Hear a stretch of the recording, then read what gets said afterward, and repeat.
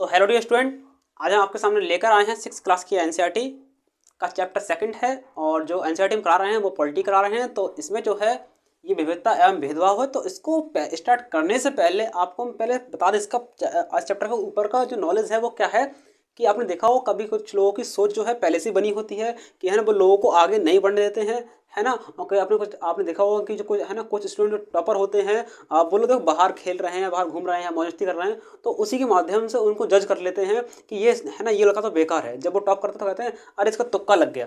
तो ये जो सोच जो है, ये सोच के बारे में ही इस चैप्टर में दिखाया गया कि आखिरकार ये सोच कैसे है।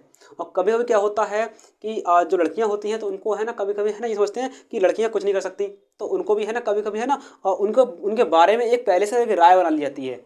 ओके, तो वो चीज़, ये सारी जो दिक्कतें हैं, ये जो सारी सोचें हैं और ये भेदभाव हैं, ये हम इस चैप्टर में ही पढ़ेंगे। आपको इस चैप्टर में एक आपका ओवरऑल एक समझ आपको आ जाएगी कि ये भेदभाव की है ना कहाँ पकड़ है और कहाँ से है ये। तो मेन चीज़ जो है इस चैप्टर में इसको रखने का यही है कि ये राय और पूर्वाग्रह और रूढ़िबद्ध धारणाएं, अगर आपको ये 3 चीज़ समझ में आ गई तो आपको ये चैप्टर समझ में आ जाएगा। और वैसे भी इस चैप्टर में जो है इन 3 शब्दों के सिवा ही कुछ और है भी नहीं, बस ये है कि इन 3 चैप्टरों के आसपास ही स्टोरी को घुमाया गया ताकि 6th क्लास का जो स्टूडेंट है वो इस चैप्टर को अच्छे से समझ ले। मेन चीज़ है ना, मेन चीज़ क्या है कि उनको है ना उनको स्टोरी के माध्यम से इन शब्दों को, इन 3 शब्दों को ही पॉइंट करना ताकि इसको समझ सके। ओके, तो हम इन 3 शब्दों को अच्छे से समझेंगे। और बाकी देखो ये आपके टॉपिक हैं कि लड़के लड़की भेदभाव और रूढ़िबद्ध धारणा बनना बनाना। ओके, और क्या है असमानता एवं भेदभाव, और क्या है समानता के लिए संघर्ष। तो ये आपके 4 टॉपिक हैं और 4 टॉपिक के माध्यम से ये समझा देंगे कि ये क्या है, ये 3 टॉपिक कैसे बने हैं। तो मेन चीज़ है, देखो मेन चीज़ जो है चैप्टर में वो यही वाले 3 टॉपिक हैं। तो इसको जरा हम समझते हैं किससे कि ये समस्या क्यों बनती है, हमारी सोच कैसी है। और कुछ लोग है ना किसी काम करने से पहले ही अपना जो निर्णय होता है, अपना डिसीजन जो है वो ले लेते हैं कि यार ये तो ऐसा है, अरे ये तो ऐसा ही होगा, हमें पता था ये ऐसा ही काम करेगा।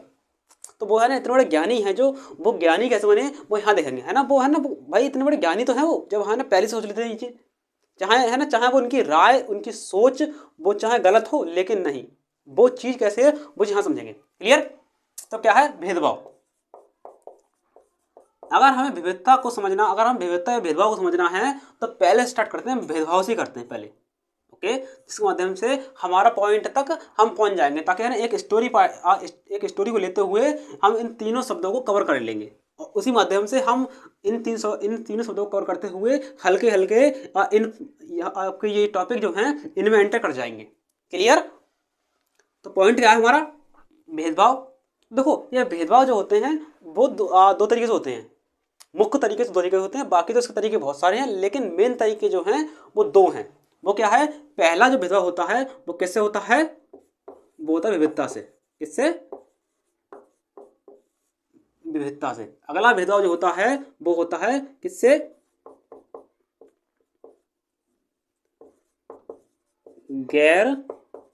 गैर बराबरी से, या फिर हम उनके बराबर ना हो, मतलब आप पॉइंट यही है गैर बराबरी। तो ये 2 पॉइंट हैं, इनके माध्यम से भेदभाव होता है। ओके, तो पहले हम यहाँ से शुरू करते हैं जिससे कि आप इस स्टोरी को, इस चैप्टर को एक कहानी के रूप में समझते हुए चलें। छोटी सी वीडियो बनेगी और आप इसको समझ लीजिए। और ये वीडियो आपको मैं बता रहा हूँ, ये चैप्टर को आप एक चैप्टर को न लें, इस चैप्टर को चैप्टर न समझें, क्योंकि ये भेदभाव जो है ये आप अगर सिविल कर रहे हैं तो आपको है ना पहले तो आपको समझ में आना चाहिए, है ना। देखो सिविल के अलावा भी समझ में आना चाहिए कि ये सब कहाँ से है। और फिलहाल जो है आपका ये GS4 का है, थोड़ा सा आपको वहाँ तक ये आपको GS4 का मान लीजिए थोड़ा सा यहाँ इंटरेस्ट है। ओके, जैसे कि आपको ये समझ में आ जाए कि वहाँ पे है ना ये पॉइंट कैसे है, क्योंकि आप GS4 में आप पढ़ेंगे मूल्यों को, वैल्यूज, है ना, वैल्यू सिस्टम। तो वहाँ पर ये वैल्यू सिस्टम का थोड़ा सा पॉइंट है ये वाला। ओके, तो इसको थोड़ा अच्छे से समझ लें। तो क्या देखो विविधता एवं गैर बराबरी क्या है। तो भेदभाव इन दोनों पॉइंट से होता है। देखो लोगों का खान पान है, धर्म, जाति, रहन सहन, भाषा, त्योहार, ये हो गए हमारे, ये क्या विविधता के पहलू हैं ये। ओके, ये तो हैं और ये हमने फर्स्ट चैप्टर में सीखे भी हैं, बस थोड़ा वहाँ पर उन्होंने जाति साथ नहीं लिखा होगा, लेकिन जाति यहाँ लिख दिया है। क्लियर। अब क्या है गैर बराबरी। तो देखो कुछ लोग भेदभाव जो करते हैं वो कैसे करते हैं इनके ऊपर, जैसे आपने देखा होगा कि जाति के ऊपर कुछ लोग करते हैं कि है ना एक जाति जो है, जाति जाति नहीं, कुछ लोग है ना एससी और एसटी या फिर अनुसूचित जाति या फिर अनुसूचित जनजाति के लोग जो होते हैं, जैसे कि दलित है ना, दलित जो शब्द है यानी कि दबाया हुआ या कुचला हुआ इसका अर्थ है।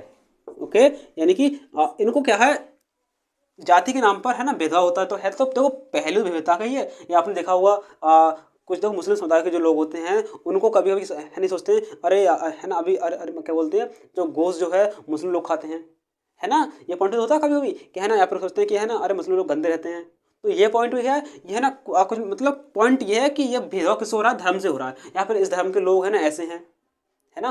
तो ये बहुत सारे पॉइंट हैं, अगर आप वास्तविक रूप से देखेंगे आप अपने आसपास क्षेत्रों में तो वहाँ पर है ना एक धर्म का पहलू है ना बना हुआ है, तो है ना वहाँ पर क्या है एक धर्म के नाम पर भेदभाव हो रहा है। इस प्रकार जाति से भी हो रहा है भेदभाव, है ना। और कुछ लोग खान पान से भेदभाव होता है कि अरे इस जाति के लोग ये खाते हैं, इस जाति के लोग ये खाते हैं, है ना।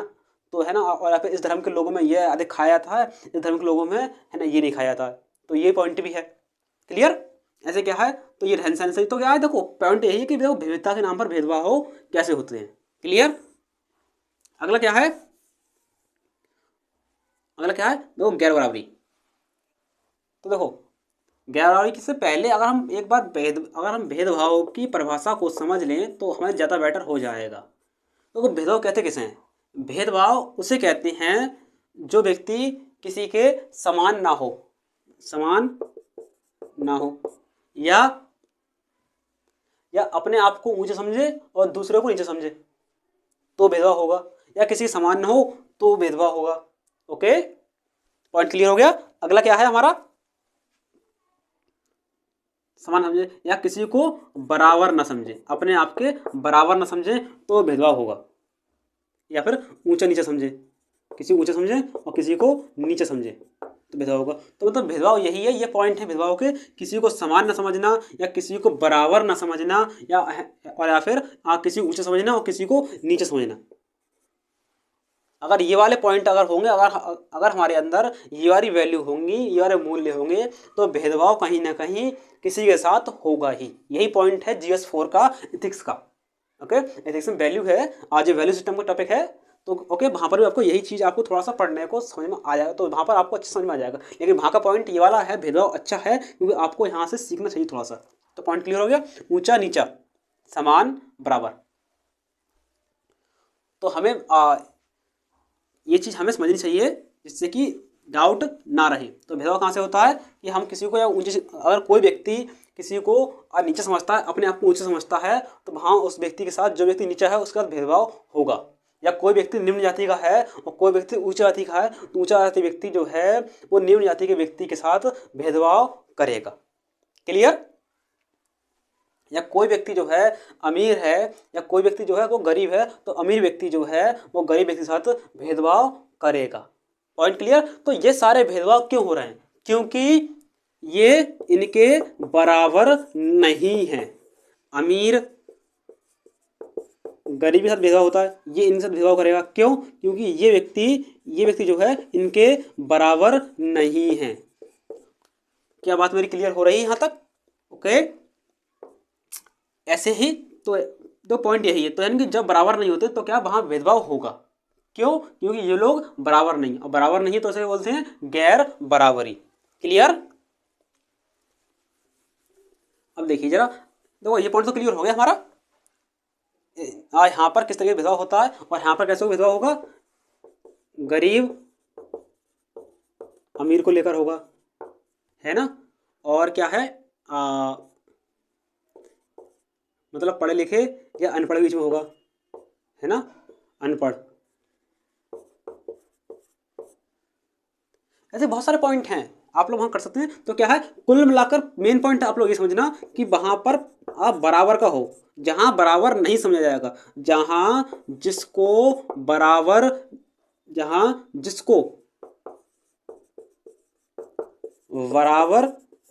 नहीं समझा जाएगा, नहीं समझा जाएगा, वहाँ क्या होगा, वहाँ भेदभाव होगा ही होगा। क्यों? वहाँ पर जो वैल्यू सिस्टम है, जो वैल्यू है, जो मूल्य हैं हमारे, वहाँ पर भेदभाव वाले हो जाएंगे। क्लियर?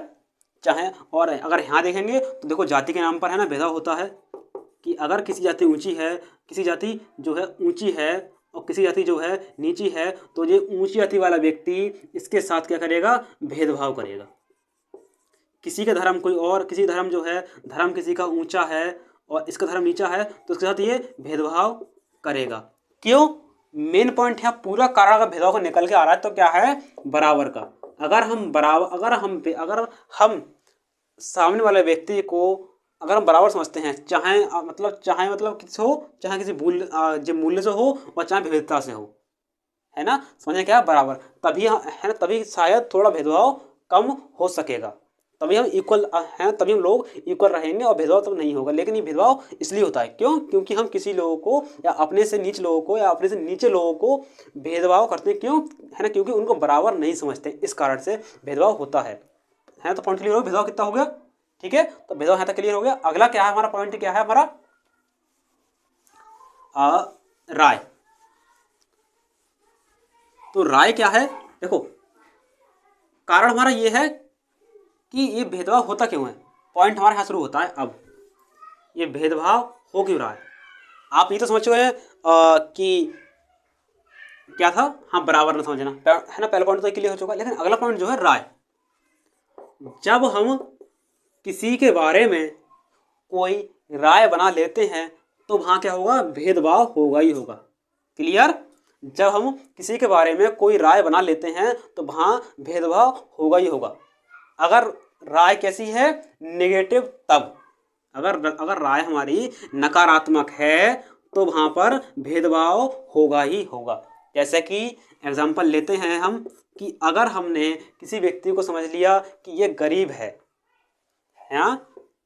ये गरीब है व्यक्ति, और है ना, और हम सोच लें कि अरे ये क्या पढ़ पाएगा, ये क्या पढ़ पाएगा, ये हमने सोच लिया है, ये हमने सोच लिया है। तो सोचने का क्या है? हमने एक राय बना ली अपने मस्तिष्क में, माइंड में एक राय बना ली है कि गरीब व्यक्ति अच्छे स्कूल में नहीं पढ़ पाएगा, गरीब व्यक्ति अच्छे स्कूल में नहीं पढ़ पाएगा, ऐसे ही, और गरीब व्यक्ति अच्छा खाना नहीं खा पाएगा, गरीब व्यक्ति अच्छी गाड़ी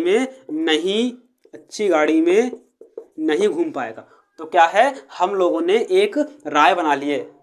ओके, तो राय समझ में आ गई कि किसी काम को करने से पहले कोई राय बना लेते हैं। मतलब कि क्या है? एक राय बनाना, किसी बारे में एक राय बनाना। क्लियर? अब क्या है? पॉइंट हमारा आता है कि पूर्वाग्रह, यानी कि देखो राय क्या है? एक किसी के बारे में एक सोच रख लेना, सोच बना लेना, तो क्या है? राय। और किसी के बारे में किसी काम के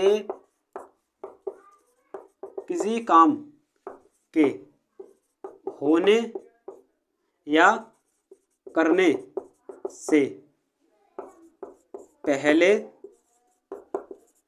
कोई राय बना लेना। ओके, किसी काम के होने या करने से पहले कोई राय बना लेना, तो उसे क्या बोलते हैं? उसे ही बोलते हैं क्या?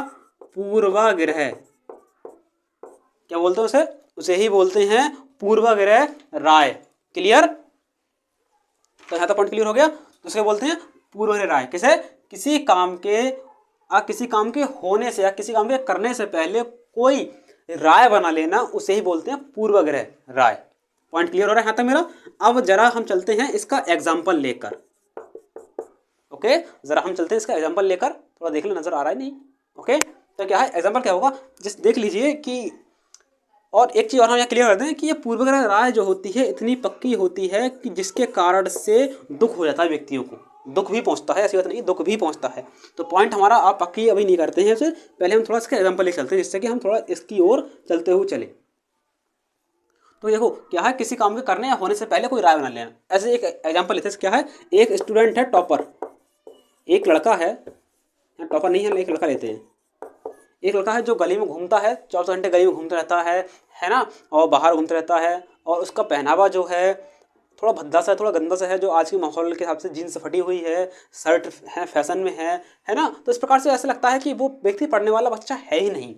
ओके, तो क्या होगा? अगर यहाँ पे जिस एज के लोग बैठे हैं, यहाँ पर अगर थोड़ा ये बच्चा या ये जो लड़का है, ये आज के ज़माने के तौर पर ये अपना पहनावा रख रहा है कि ये होता है, इसका जो पहनावा है आज के ज़माने को लेकर है। ओके, लेकिन ये जो थोड़ा इनके एज इसके इनसे इनकी एज इस लड़के की एज से ये लोग थोड़े बड़े हैं। ओके, तो क्या कहेंगे, इनको ये फटी जीन्स वाला फैशन समझ में नहीं आएगा, तो ये क्या कहेंगे, अरे ये लड़का तो है ना, अरे उनका लड़का तो है ना पूरे दिन घूमता रहता है, वो क्या पढ़ लेगा, वो तो है ना वो तो है ना अपने बाप के पैसे खर्च कर रहा है फालतू में, है ना। ऐसी या फिर जो लड़कियां हैं वो लड़कियों के बारे में तो बहुत ही ज़्यादा राय बना लेते हैं, उनसे तो भाई बहुत ही ज़्यादा परेशान है कि लड़कियों के बारे में क्या सोचते हैं, अरे ये लड़की क्या पढ़ लेगी, है ना, ये तो बाहर घूमती रहती है 24 घंटे, है ना, बाहर घूमती है, फ़ोन बात करती है, तो ये एक राय बना लेते हैं, है ना। तो ये राय बनाने से मतलब ये थोड़ी है कि है ना भाई वो एक बात कर रहे हैं फ़ोन पर या फिर घूम रहे हैं, तो वो उनका एक टाइम निकला हुआ, लेकिन उनका जो पढ़ाई का सिस्टम है, पढ़ाई का टाइम है, वो उनका टाइम एक अलग है। तो इसका मतलब ये नहीं है कि ये लड़का या लड़की जो है ये घूम रहे हैं या फिर है ना देखो, और जो लड़कियों के बारे में क्या होता है, एक लड़कियों के बारे में तो है ना बहुत ही अलग राय होती है कि है ना अगर लड़की कहीं बाहर जा रही है या उनका पहनावा जो है इन एज के लोगों के अकॉर्डिंग नहीं है पहनावा, तो वो लड़की गलत होती है उनकी नज़रों में, तो वो लड़की मतलब गलत है। अगर इसी एज के लोगों में अगर ये महिलाएं भी शामिल हैं तो इनकी नज़रों में ये लड़की गलत हो जाएगी, तो फिर उनके ताने जो हैं इनकी माताओं को सुनने पड़ेंगे कि अरे उनकी लड़की गलत है, उनकी लड़की ये है, उनकी लड़की ये है। तो ये सारी चीज़ क्यों हो रही है, ये सारी चीज़ें हो रही हैं, ये पहले से एक राय बनाकर रख ली है माइंड में कि हाँ अगर लड़की जो है मतलब कि क्या बोलते हैं, लड़की भाई संस्कारी है जो कि उनके ज़माने के जो कल्चर थे उसमें ढले। जैसे अब ये बताओ कि अगर इनकी पैदाइश जो है वो 19 की है ना, या फिर इनका जन्म 1900 मतलब 1800 कुछ में हुआ है, तो है ना अगर इनके ज़माने में लोग अगर कपड़े को जो एक कपड़े कल्चर था, देखो कपड़े कल्चर जो होता है एक समाज के और एक क्या बोलते हैं एक ज़माने के अनुसार बदलता रहता है। ओके, तो इसका मतलब ये नहीं है कि कपड़े से हम किसी के व्यक्तित्व को, किसी के अंदर के मूल्य को हम जज कर दें।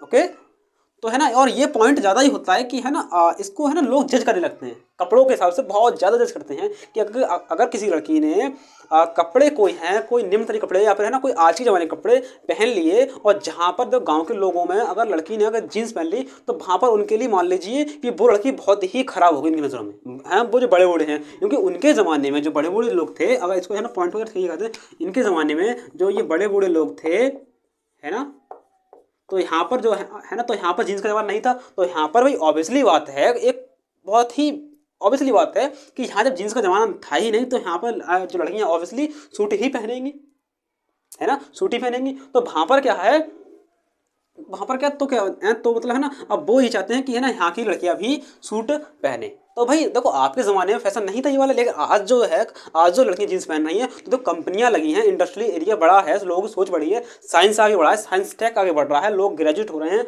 और लोग पढ़ रहे हैं, है ना। तो क्या है, ये एक ज़माना आगे बढ़ रहा है, कल्चर आगे बढ़ रहा है, तो लेकिन आपका कल्चर तो ओल्ड है, तो इसका मतलब ये नहीं कि आप किसी को जज कर दें एक बार में ही कि अरे ये कपड़े पहन लीजिए अब ये ऐसा है, तो वो चीज़ ये राय बना लेते हैं। पहले से क्या है ये उनका में, तो इसे क्या है ये उस कल्चर को, अपने कल्चर को यहाँ से कंपेयर कर देते हैं, क्या चीज़ यहाँ करते हैं कंपेयर, यहाँ इनकी तुलना कर देते हैं कि अरे ये ऐसा है, आज ये ऐसा कर रहे हैं तो ऐसा होगा, तो ये एक राय बना लेते हैं, जिसके कारण क्या है, कभी अगर आपने देखा हुआ कि है ना अगर मान लो कोई लड़की जो है कहीं अगर जा रही है तो है ना, तो उसने मान लो कोई कपड़े ऐसे पहन लिए किसी त्यौहार पर या किसी फंक्शन पर, कोई कपड़े ऐसे पहन लिए जो उस मोहल्ले के या उससे बड़े बूढ़े लोगों के हिसाब से सही नहीं है, और वो लोग है ना जब वो फंक्शन हो जाएगा, लड़की फंक्शन से आएगी तो ऐसा कह देंगे जिससे कारण से वो लड़की के आंखों में आंसू आ जाएंगे, उसकी फैमिली के आंखों में आंसू आ जाएंगे, उनको दुख होगा। क्यों? क्योंकि इनकी जो पूर्वाग्रह राय है इतनी पक्की हो चुकी है कि है ना ये लोगों की भावनाओं को नहीं समझ रहे हैं, ये इनके ज़माने को नहीं समझा, इन लोगों ने अपना ज़माना देख रहे हैं, बस अपने ज़माने का एज का कल्चर को यहाँ डालना चाह रहे हैं। तो भाई ऐसा नहीं होगा, क्योंकि भाई साइंस जो है आगे बढ़ रहा है, और देखो इतनी कंपनियाँ हैं, इंडस्ट्री एरिया है वो आगे बढ़ रहा है, तो देखो आपका ज़माने में जो था वो था, अब इस ज़माने के अनुसार देखो परिवर्तन होता रहता है ज़माने का, तो ऐसा नहीं कि परिवर्तन, देखो एक यूनिवर्सल फैक्ट है कि संसार मतलब जो है देखो है क्या बोलते हैं कि परिवर्तन संसार का नियम है ना, परिवर्तन संसार का नियम है। तो देखो ऐसा नहीं कि परिवर्तन है एक ही फील्ड में होगा, परिवर्तन हर जगह होगा, हर चीज़ में होगा, ऐसा नहीं है ना, कपड़ों में भी होगा, सोच में भी होगा, समझने में भी होगा, नज़रिया में भी होगा, और जो फैक्ट्री है उनमें भी होगा, इंडस्ट्रियल एरिया में होगा। उस टाइम के आपने देखा होगा पहले के लोग जो थे उनकी जो पैंटें पहनते थे वो है ना बहुत ढीली होती थी, और जो शर्टें थी बहुत ढीली होती थी। आज की पैंटें कैसी होती हैं, बहुत बिल्कुल एकदम चुस्त एकदम, है ना, और शर्टें होती एकदम स्टाइल में। और उस टाइम पैंटें बहुत है ना बेल बॉटम टाइप की पैंट होती थी।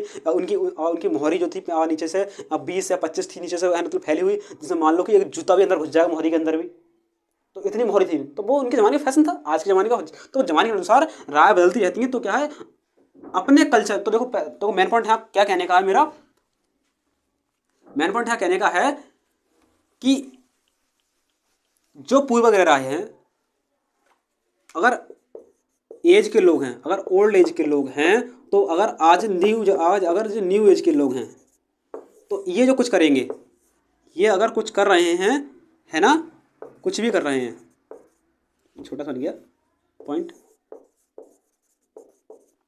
तो इनके बारे में एक राय बना लेंगे और ये सोचते हैं कि ये काम जो हमारी एज में जो होता था इसके हिसाब से जो करें, इनकी एज में जो काम होता था उसके हिसाब से पहने, उसके हिसाब से घूमें, उसके हिसाब से तरीके चले, उसके हिसाब से नमस्ते करें, उसके हिसाब से मतलब कुल मिलाकर अपने हिसाब से ये लोग ढालना चाहते हैं इन लोगों को।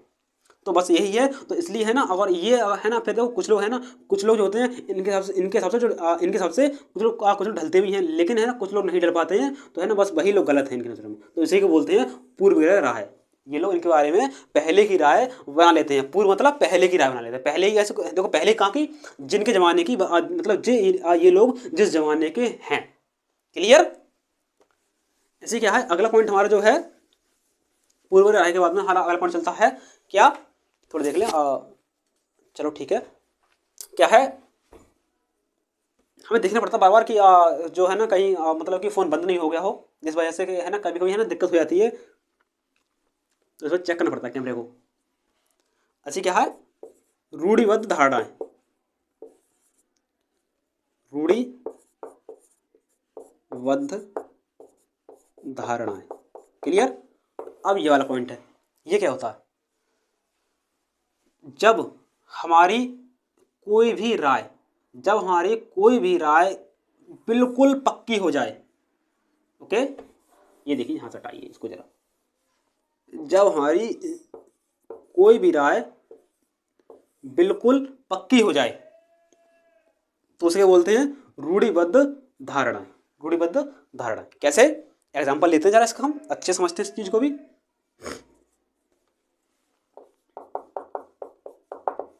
और ये पैटर्न तो बहुत ही है आजकल। एक बात आपने देखा होगा कि है ना, एक बहुत ज़्यादा एग्जाम्पल क्या है कि है ना, मतलब कि अगर कोई लड़का गिर जाए, ये आपके टॉपिक का ही, आपकी बुक का ही जो एग्जाम्पल है वही ले रहा हूँ अभी मैं, जिससे कि आप है ना, आप लोग ये समझें कि बुक से हम बाहर चल रहे हैं, बुक से भी अंदर चल रहे हैं। कि आप लोग देखा होगा कि है ना कि जो लड़के होते हैं, अगर मान लो कि लड़का रोने लगे तो सोचते हैं अरे कैसे लड़की तो रो रहा है ना, कैसे लड़की तरह रो रहा है। ओके, और या फिर है ना, और या फिर लड़की अगर मान लो कि है ना, अगर मान लो कोई बॉयज़ कपड़े पहन ले तो सोचते हैं अरे अरे ये तो लड़का हो रही है, ये तो है ना, ये तो लड़का बनना चाह रही है। ओके, तो है ना, और अत्यंत ऐसे तो ये जो धारणाएं है ना, धारणा क्या है, धारणा जो है सोच, धारणा जो है सोच, ये जो सोच है ना, ये सोच अगर जब पक्की हो जाती है तो उसी को बोलते हैं रूढ़िबद्ध धारणा। तो मतलब देखो, रूढ़ी मतलब क्या है, एकदम देखो पहले कहते हैं रूढ़ी, देखो रूढ़ क्या तो बोलते हैं, किसे बोलते हैं, रूढ़ बोलते हैं किसी ऐसी चीज पर एक पूर्ण तरीके से विश्वास कर लेना ही क्या है, रूढ़। किसी ऐसी चीज पर पूर्ण तरीके से विश्वास कर लेना ही क्या है, रूढ़ है। जैसा कि आपने देखा होगा पहले के ज़माने में, जो आज के ज़माने में है बहुत सी, एक एग्जाम्पल आज के लेते हैं कि आपने देखा होगा कि मतलब है ना, जो लोगों की लोगों की जो मृत्यु हो जाती है तो क्या उनके है ना मृत्यु भोजन कराते हैं, क्या 13वीं है ना, 13वीं कराते हैं। तो 13वीं का मतलब क्या है कि पता ही नहीं है कि 13वीं हो क्यों रही है। ये पहले के लोग जो थे उस टाइम पर ये होती थी। ओके, उस टाइम पर ये होती थी 13वीं, लेकिन आज जो कम से कम ये है ना, इसका कारण बताओ कि ये आखिरकार ये 13वीं कराने का कारण क्या है, पता ही नहीं है। तो क्या है, कुल मिलाकर क्या है, ये पक्की धारणा बन चुकी है कि हाँ मतलब लोगों की मृत्यु हो गई तो मृत्यु भोजन होगा, चाहे व्यक्ति गरीब हो चाहे कैसा भी हो। लेकिन अगर व्यक्ति कोई गरीब व्यक्ति है जिसके यहाँ पर मतलब जिसके यहाँ खाने को भी सही से नहीं है, अगर उसके घर में किसी मृत्यु होती है तो वहाँ पर 13वीं उनको चाहिए। तो वहाँ के आसपास के जो लोग हैं, बड़े बूढ़े लोग जो हैं, और जो भी लोग हैं आसपास के, जिनको 13वीं का मतलब भोजन, मतलब कि उनको 13वीं मतलब बहुत अनिवार्य हो गया है, तो वहाँ पर वो लोग उसकी जो मतलब की जो समझ है, जो उसकी स्थिति है, जो परिस्थिति है, वो नहीं समझेंगे, बस उनको मृत भोजन कराना है, वरना पता नहीं क्या क्या हो जाएगा। इस तरीके से उसको डरा देंगे। तो भाई मेन चीज़ ये कि ये धारणा, ये जो क्या क्या होगा, अगर 13वीं नहीं कराई तो ये क्या क्या होगा, तो वो क्या क्या होगा, तो वो क्या क्या, पहले हाँ बताओ यार हो क्या रखेगा, समझे। तो भाई क्या है, ये एक रूढ़ बन गया, ये एक रूढ़ी है कि है ना, क्या है, किसी बात को पक्की तरीके से मान लेना, किसी चीज़ को, किसी सोच को, अगर किसी को कोई विचार है, उस विचार पर जब लोग पहले बात सुन लीजिए, ये बहुत अच्छा पॉइंट है। जब किसी बात पर, किसी विचार पर लोग कंटिन्यू विश्वास करते रहते हैं, कंटिन्यू मतलब कैसे, लोग कौन से, कोई बात है या कोई किसी का विचार है, किसी ने कोई बात कही या किसी ने कोई विचार कहा, किसी को थॉट है, और वह थॉट क्या है, उस टाइम पर, शायद उस टाइम पर है ना, वो थॉट जो था अनुकूल था, लेकिन आज के ज़माने में वो चीज़ शायद उचित नहीं है। तो है ना, लोग जब हैं कंटिन्यू उस पर है ना विचार करते रहते हैं, कंटिन्यू उस पर सोचते रहते हैं कि ऐसे ऐसे ऐसे, है ना, तो कंटिन्यू क्या विचार करते हैं, तो क्या है उस पर, है ना, तो बहुत है क्या है, चाहे है ना, पता देखो, अगर किसी ने कह दिया कि है ना, देखो अब देखो, हाँ इस पर लेते पॉइंट ये था मृत भोजन वाला। अब देखो उस जमाने में पता नहीं क्या रहा होगा जिस टाइम पर ये मृत भोजन का प्रारंभ हुआ, है ना, क्या पॉइंट थे, क्या है ना, क्या हिस्ट्री है पता नहीं, लेकिन है ना, ये ऐसा नहीं है कि आज का या अभी का बनाया हुआ ये सिस्टम है, पहले का बनाया हुआ सिस्टम है। तो है ना, ये उस टाइम से फिर जो पीढ़ी दर पीढ़ी है ना कंटिन्यू चलता आया। तो क्या है, ये देखो जिसने बनाया, पहले से देखो, पहला जो फर्स्ट व्यक्ति है, फर्स्ट व्यक्ति ने इस पॉइंट को समझना, इस पॉइंट से आप समझाएंगे कि है ना, इस पॉइंट से काफ़ी जो धारणा बनी हुई है, जो रूढ़िगत धारणा बनी हुई है, ये कहाँ से बनी हुई है। ओके, हमारा टॉपिक ये चल रहा है। अगर थोड़ा सा बिठा लेते हैं,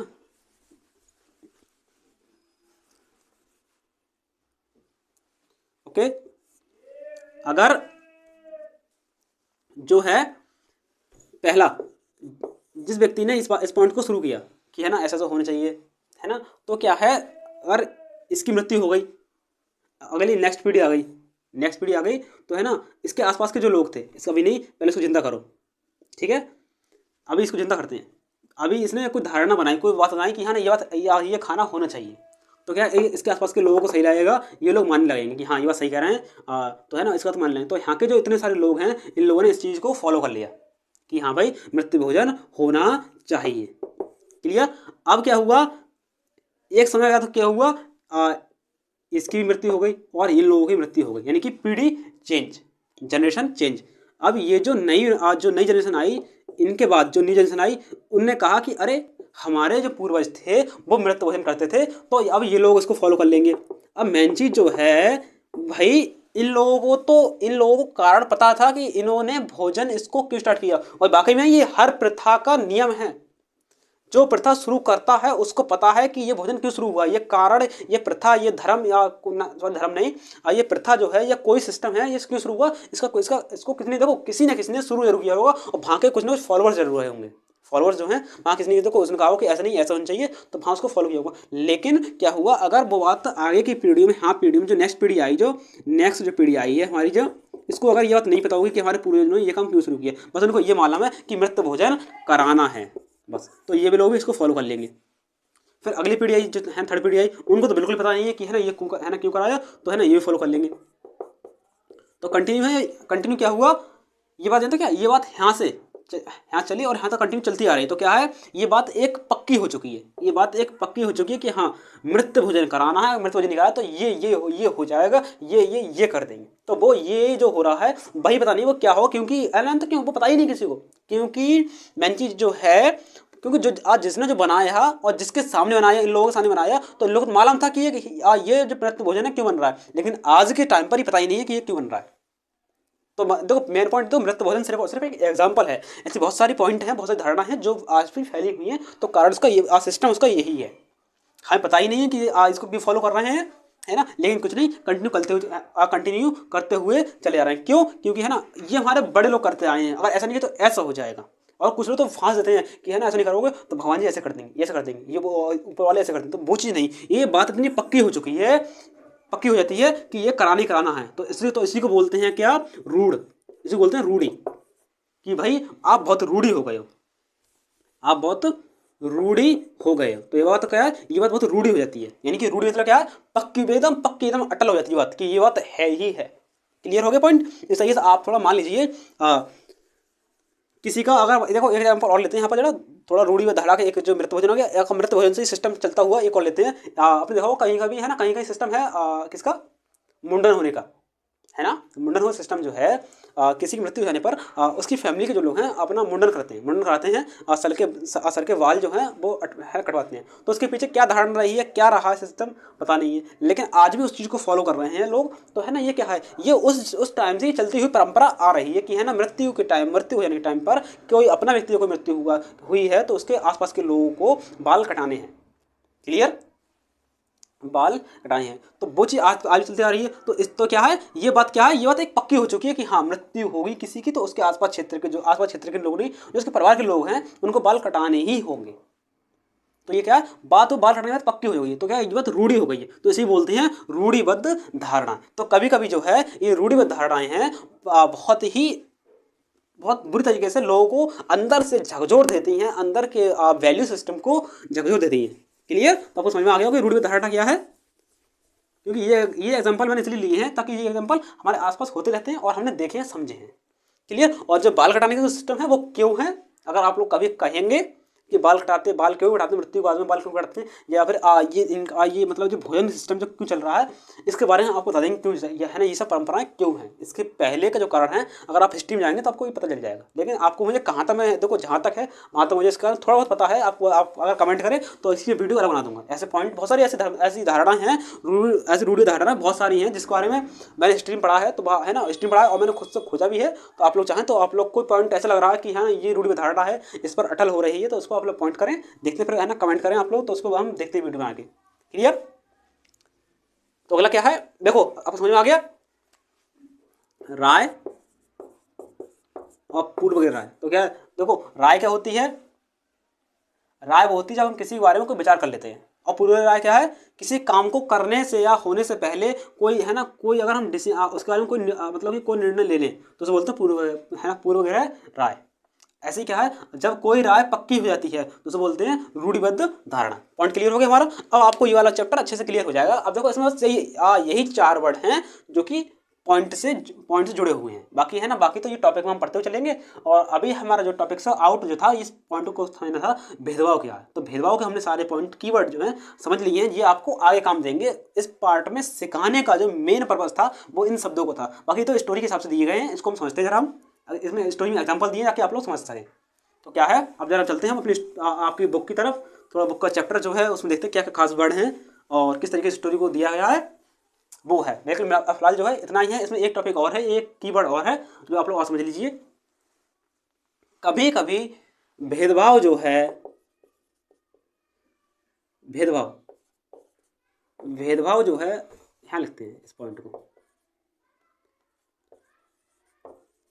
किससे होता है ना, विविधता और गैर बराबरी, इन दोनों से होगा। ओके, इन दोनों से होगा, तो उसे बोलते हैं दोहरा भेदभाव। क्लियर, बस यही इसमें एक खास वर्ड और रह गया था कीवर्ड, उसे बोलते हैं दोहरा भेदभाव। एग्जाम्पल इसका हम जरा देखते हैं क्या है, विविधता और गैर बराबरी। जैसे को एक जाति है, जाति को लेते हैं, जाति किस बात है, ये पहलू विविधता का। ओके, और जो दलित लोग हैं, देखो जो दलित लोग हैं वो कैसे लोग हैं, तो वो होते हैं गरीब। ओके, वो लोग कैसे हैं, गरीब। तो उनके लिए सम्मान तो अलग बात है, उन लोगों को समान नहीं समझा जाएगा, समान नहीं समझा जाएगा। तो उन लोगों को संसाधन से दूर रखा जाएगा, यानी कि चाहे पानी पीने का है ना, मतलब संसाधन हो या मंदिर का हो, तो इनको दूर रखा जाता है। ठीक है, दलित लोगों को प्राचीन समय में या पुराने समय में दूर रखा जाता है ना। तो उसके बाद जब बाबा साहब है ना, मतलब जब बाबा साहब ने जब नियम बनाया और उन्होंने है ना जब मतलब बहुत सारे मतलब कि इनके संघर्ष किया है ना, क्योंकि वो भी एक दलित जाति से है बाबा साहब, तो फिर है ना वहाँ पर जो समस्या हुई थी तो है ना वो इनके लिए लड़े थे, इन लोग के है ना, किसके लिए, जो भी दलित लोग थे और जो भी मतलब कि जो भी मतलब वंचित लोग थे, जो भी पिछड़े हुए लोग थे, या फिर ऐसा नहीं कि स्पेशली SC ST के लोगों के लिए उन्होंने मतलब जो लड़ाई लड़ी, नहीं, ऐसा नहीं है। उन्होंने सबके लिए, उन्होंने जो पिछड़े हुए लोग, जो वंचित लोग हैं, जो गरीब लोग हैं, उन सबके लिए, महिलाओं के लिए, बच्चों के लिए, सबके लिए एक नियम बना दिया है ना। तो वो चीज़ संविधान में है, उन्होंने क्या क्या नियम बनाए हैं। क्लियर। तो आगे हम जो संविधान की अहम लक्ष्यों वो पढ़ेंगे तो वहाँ पर हमें अच्छे समझ में आएगा। क्लियर। तो क्या है, इन संसाधन से इनको दूर रखा जाता है। तो कैसे, तो यही है दोहरी व्यवस्था, है ना। तो ये क्या है ना, यही है क्या, दोहरा भेदभाव। क्यों, देखो जाति के नाम पर है ना, देखो जाति, देखो इनकी जाति क्या है, जाति इनकी देखो, जाति SC या ST में होंगी, ये SC या ST में होंगे। अब SC ST में तो बहुत सारी निम्न जातियाँ होती हैं, है ना। तो ऐसे इनकी तो है ना, ऐसे देखो बाबा साहब की, देखो इसमें आपके जो पॉइंट में आपकी जो बुक है, जो 6 क्लास की पॉलिटी, जो इसमें सेकंड चैप्टर में ये टॉपिक दिया बाबा साहब की कहानी के ऊपर, कि है ना, जब बाबा साहब जो आए थे, है ना, तो एक स्टेशन पर रुके थे।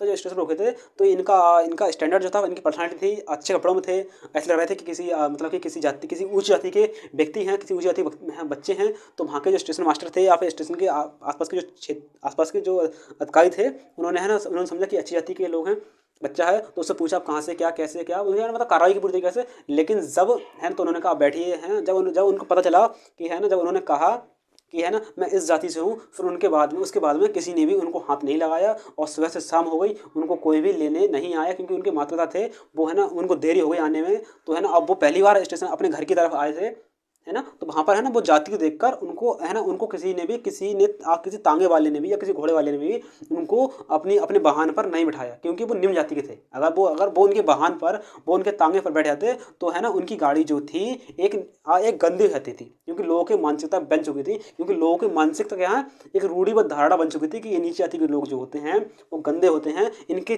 किसी भी चीज़ के टच होने से या इनकी परछाई से पड़ने पर भी लोग जो स्थिति है वो गंदी हो जाएगी। तो वहाँ पर है ना, कोई भी नहीं आएगा। तो इस तरीके से है ना, उनको गाड़ी में नहीं बैठने दिया।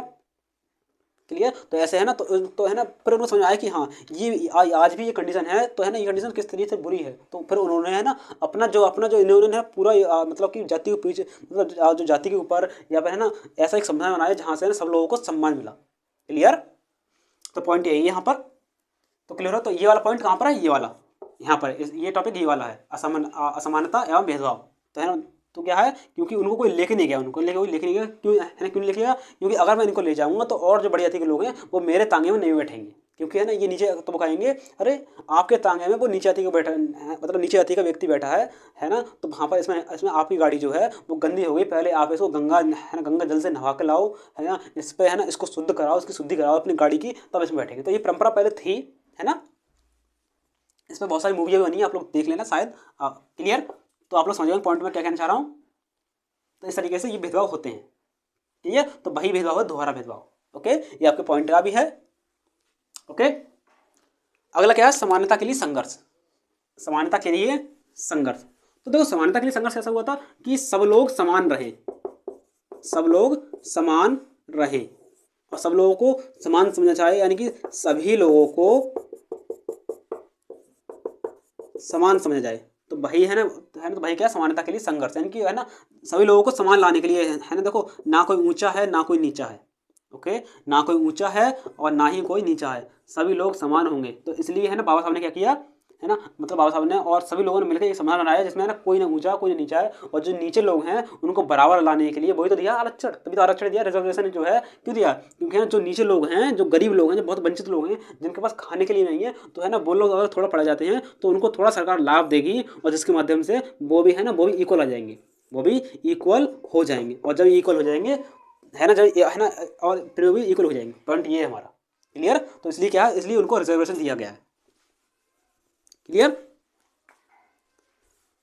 तो पॉइंट क्लियर हो गया यहाँ तक। तो समानता के लिए जो संघर्ष किए गए हैं, और है ना, और भी संघर्ष किए गए कि है ना, किन किन लोगों के लिए है ना, क्या क्या नियम बनाए गए हैं ना। पहले क्या था ना, मतलब कि है ना, जो दलित जाति के लोग थे या नीचे जाति जो लोग थे, वो मंदिर में जा नहीं सकेंगे, या कोई भी अगर है ना, कोई भी मतलब कि कोई और धर्म का लोग है, तो है ना, अगर मतलब है तो उसको पूजा करने के लिए कोई भी मतलब कि मना नहीं करेगा, वो चाहे कोई पूजा करे, है ना, चाहे कहीं पूजा करे, चाहे किसी धर्म को अपनाए, चाहे किसी धर्म को छोड़े, किसी बात पे कोई प्रतिबंध नहीं है। ये सारा कहाँ लिखा हुआ है, संविधान में। इसको हम लक्ष्मीकांत में पढ़ेंगे, और लक्ष्मीकांत से पहले हम इसको पढ़ेंगे किसमें, 11वीं क्लास की बुक है उसमें हम इसको पढ़ेंगे।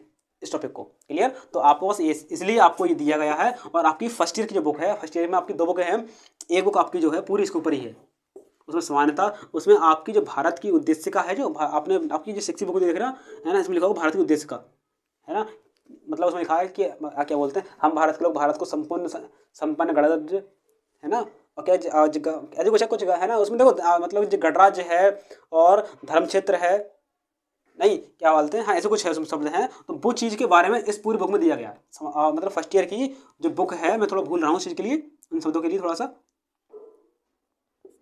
तो उसमें पूरा दिया गया आपको विस्तार से, तो वहाँ पर आपको समझ में आया कि है ना ये क्या मतलब, ये समानता क्या, बंधुत्व क्या है, जो हिंदी के जो उद्देशिका में जो भी भारी भरकम शब्द हैं उनका अर्थ समझाया अच्छे से, पूरी बुक इसी के ऊपर है।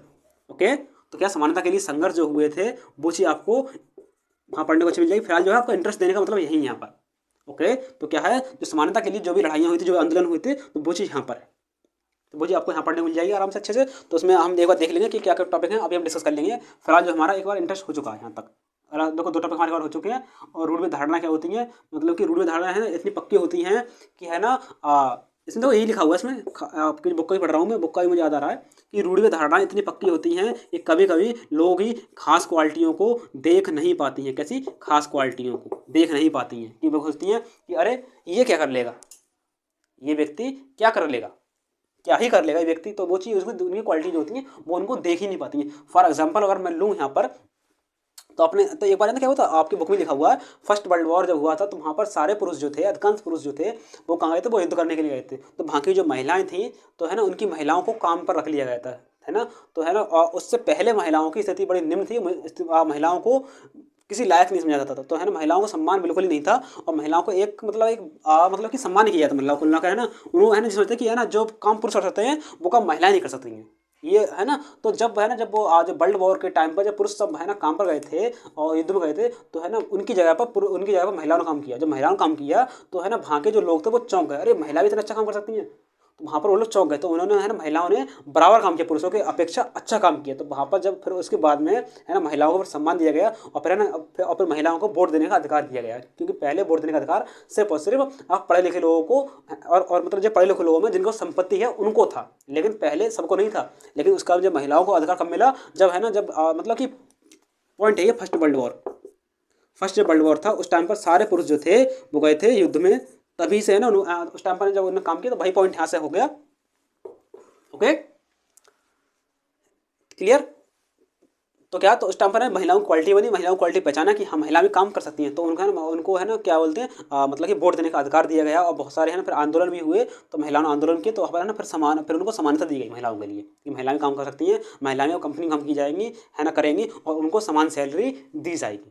ओके, और लड़की भेदभाव क्या होता है वो भी बताया था आपको मैंने, है ना, कि लड़कियों को है ना, लड़कियों को कम समझा जाता है कि लड़कियां हैं, लड़कियां क्या मतलब कि लड़कियां तो काम करने के लिए होती हैं, है ना, ये पढ़ लिख कर उनसे कुछ बन जाएंगी। तो वो चीज़ है ना, तो वो चीज़ है ना, इतनी पक्की धारणा होती है जो है ना, अब ये धारणा टूटने लगी ये चीज़।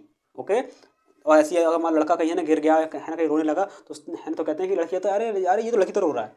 तो ये धारणा, ये पक्की धारणा है, इस प्रकार से यहाँ पर है। ठीक है, तो इतने पॉइंट यहाँ पर हैं कुल मिलाकर, तो आप लोग ये बात देख लेना, है ना। फिलहाल जो मेन है इसका मेन टॉपिक जो है, एक ओवरऑल आइडिया हमने सबका, हमने एक स्टोरी के टाइप में हम सबको डिस्कस कर लिया सारे पॉइंटों को। ओके, तो आपको डाउट हो, कोई चीज़ छूट गई तो आप लोग मुझे कमेंट करो, उसको हम अच्छे से शेयर कर लेंगे। Thank you.